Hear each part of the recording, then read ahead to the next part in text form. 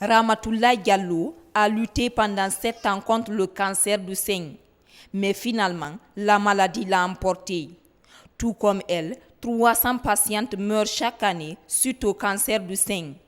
Alors que le cancer du col de l'utérus, lui, tue 800 femmes tous les ans en Guinée, selon le ministère de la Santé. Face à l'ampleur de ces deux pathologies, la Fondation contre le cancer féminin s'implique dans la lutte. Dans ce service de cancérologie de l'hôpital Jean-Paul II, elle recense les besoins. Les besoins en appareils de mammographie, de médicaments pour traiter les femmes. Ils ont vraiment besoin de tout ici dans cet hôpital. En Guinée, la mammographie elle-même, c'est 1,5 million, alors que dans beaucoup de pays à côté, les femmes ne payent pas. Donc, on va se battre pour ça. Et puis, les médicaments antidouleurs aussi, parce que c'est quelque chose qui fait très mal, il paraît. Et donc, il faut aider les gens. On fera tout pour obtenir ces équipements-là, Inch'Allah. Au service de cancérologie de l'hôpital Jean-Paul II, près de 26% des consultations sont consacrées au cancer du sein et 13% à celle du col de l'utérus. Mais selon les diagnostics, la plupart des malades viennent à un stade tardif. Le manque d'informations sur la maladie et sa prise en charge en seraient les causes. Pour relever ce défi, la Fondation contre le cancer féminin offre 4 millions de francs guinéens au service pour la conception d'un spot publicitaire. Si on a un spot publicitaire sur les méthodes de détection, la prévention sur le cancer du sein, ça permet, et surtout quand c'est diffusé en langue nationale, ça va permettre de toucher un maximum de populations, des populations qui ne sont pas à Conakry. Et donc, si ces professionnels sont informés, les malades informés, on saura comment orienter les patients dans les structures de diagnostic et de prise en charge de la maladie.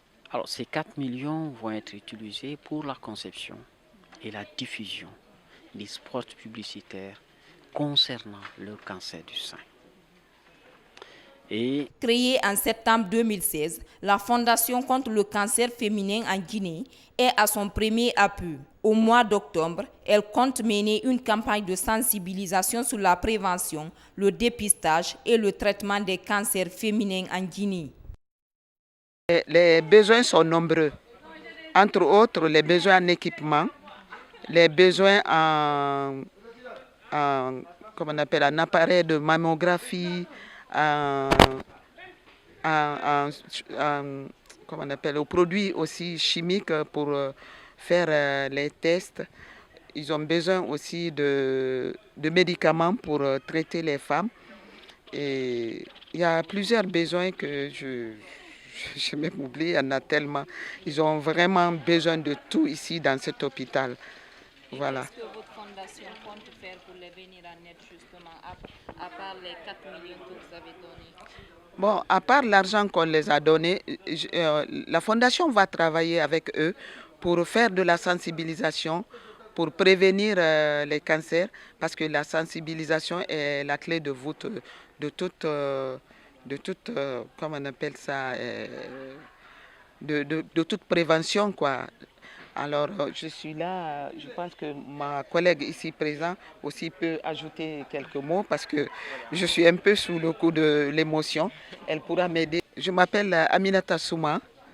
Je suis la fondatrice de la Fondation contre le cancer féminin en Guinée. Et nous sommes un organisme à but non lucratif qui est enregistré au Canada et qui est en voie d'enregistrement ici en Guinée aussi. Donc voici Madame Assatou Bilisso, qui est membre du conseil d'administration de la fondation ici en Guinée, et Monsieur Bangoura David, qui est le chargé de la communication de la fondation. Il y a d'autres membres aussi qui ne sont pas ici présents, qui ont eu des empêchements. Donc c'est nous trois, dont Madame Nanyuma Kourouma et Madame Kamara Oumi Touré, qui ne sont pas avec nous ici, et d'autres membres aussi. Okay. Voilà. Alors, ce que je voudrais savoir, aujourd'hui nous sommes à l'hôpital Jean-Paul II. Dites-nous quel est l'objet de votre visite ici. Aujourd'hui, on est venu remettre un certain don de la fondation pour venir en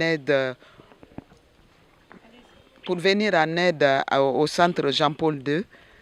Alors, c'était le but de notre visite et en même temps, nous savoir c'est quoi les besoins du centre Jean-Paul II par rapport au traitement du cancer, par rapport à leurs besoins, quoi, besoins en général. C'est pour ça qu'on était ici au centre Jean-Paul II. On est venu donner le don, le peu d'argent qu'on a pu ramasser ici, que les associations comme les Jolies Daines de Montréal ont pu lever pour qu'on puisse venir en aide aux femmes malades de cancer ici en Guinée. Oui, et vous avez un peu parlé avec les chefs de service et les... Alors, nous avons discuté des besoins en matière de lutte contre le cancer et particulièrement les cancers féminins, les défis auxquels nous sommes confrontés en matière d'information sur la maladie, sur les moyens de prévention et les moyens de lutte contre la maladie. Les défis concernant l'accès aux moyens du diagnostic, notamment pour les cancers du sein, la mammographie, et pour le cancer du col de l'utérus, la colposcopie, le dépistage par la détection avec les méthodes visuelles. Il y a également un défi par rapport à l'accès aux moyens de traitement, mais aussi l'accès pour l'amélioration de la qualité de nos différents services. Voilà. Et quelles ont été réellement les promesses faites par cette institution pour vous venir en aide? Et aujourd'hui, en termes de lutte contre le cancer du sein, est-ce que vous pensez que votre service est sur la bonne voie? Alors, je peux dire que nous sommes sur la bonne voie, mais il faut un accompagnement, un appui important.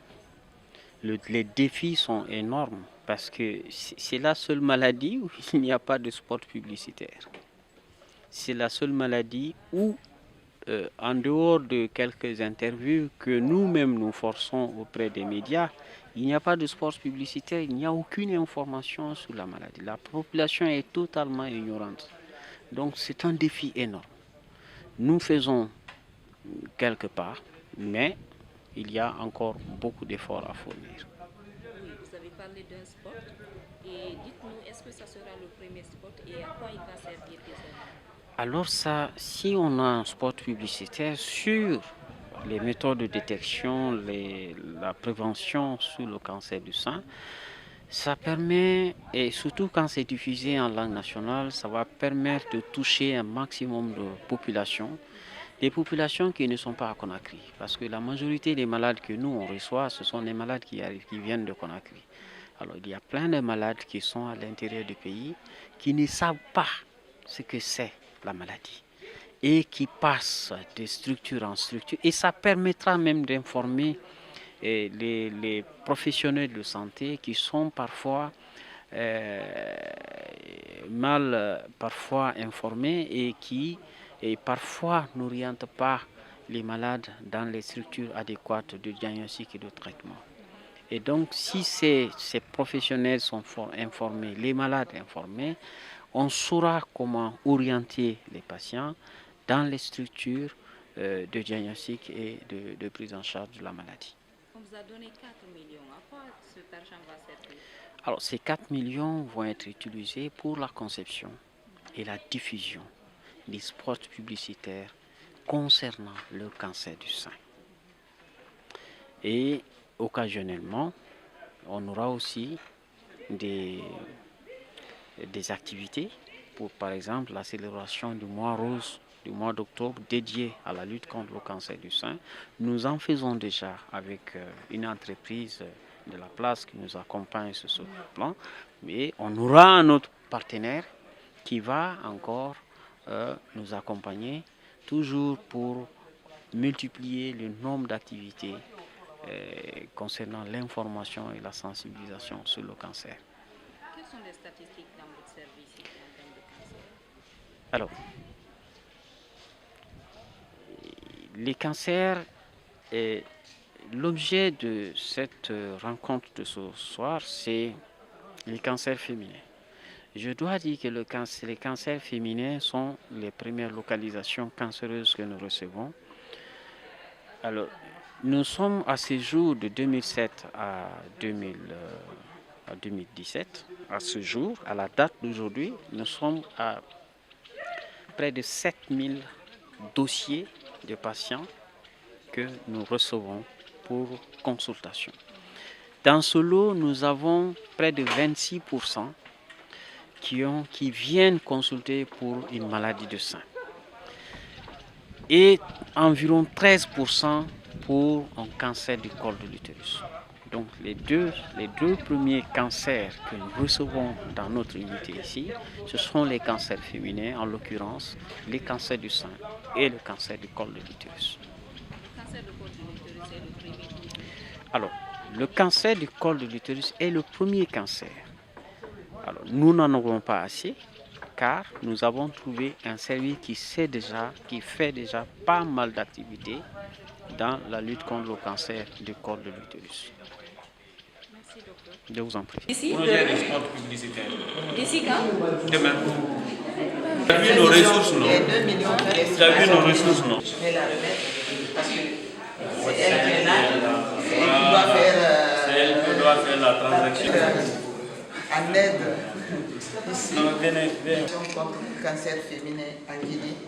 Cet argent a été levé par l'association Les Jolies Dames de Montréal. C'est elle qui a organisé une soirée bénéfice. Une femme là. Vous me demandez l'argent que tu as reçu, tu as fait quoi? Oui. Et comme ça, avec ça, on aura l'effet immédiat. On a un effet immédiat. Nous avons eu à faire des activités avec elle plusieurs fois. À chaque fois qu'on a fait une activité, il y a un effet sur la fréquence.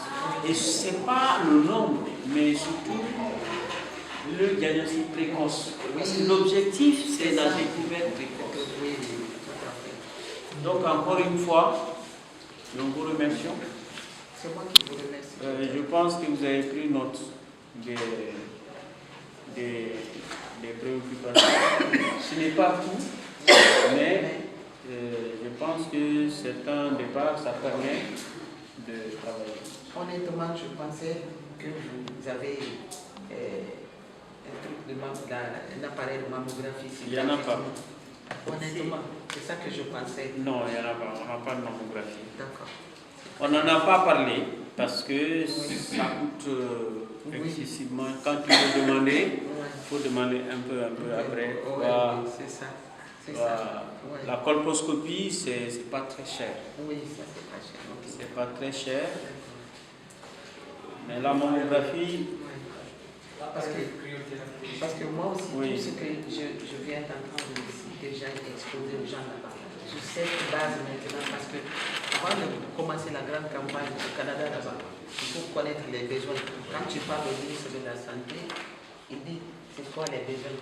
Je dis je m'en vais à Guinée, je vais rencontrer le médecin pour connaître les besoins. Voyez-vous, tous les gens qui veulent nous donner veulent savoir les besoins, Donc là, c'est très bien noté et nous ferons tout notre possible dès que je rentrerai au Canada. On va être en contact permanent et il y a un logiciel qui est là-bas qui s'appelle Isios. C'est un logiciel de gestion des ressources humaines, des documents et tout ça.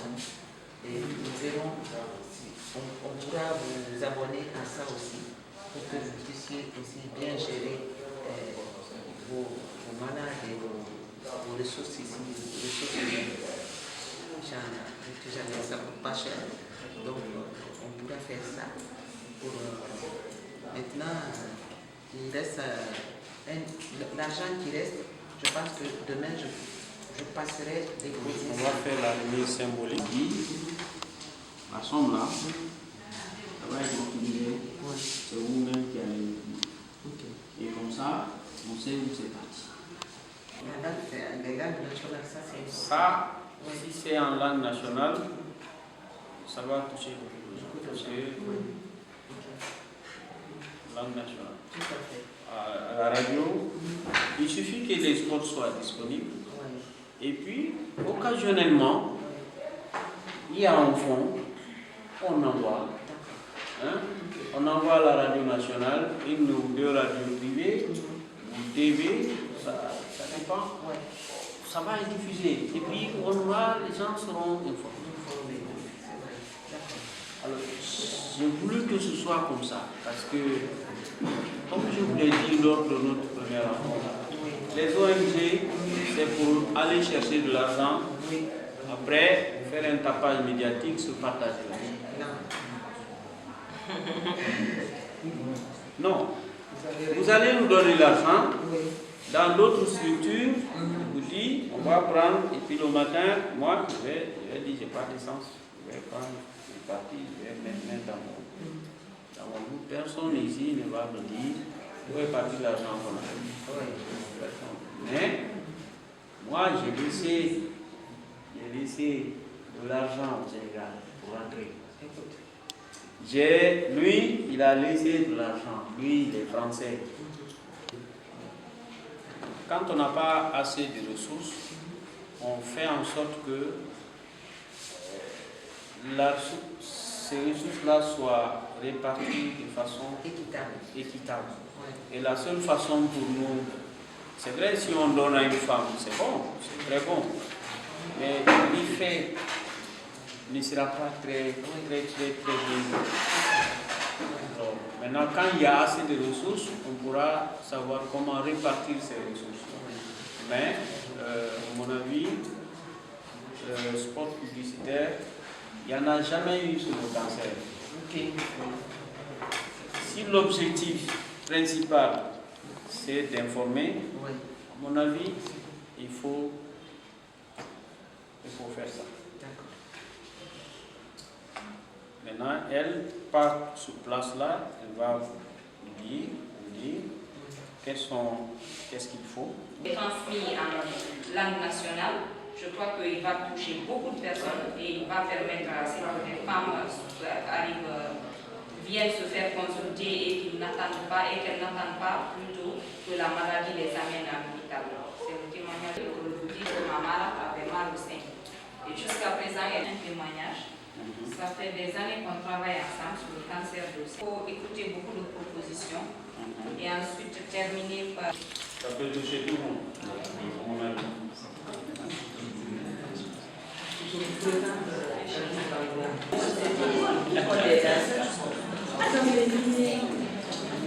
Oui.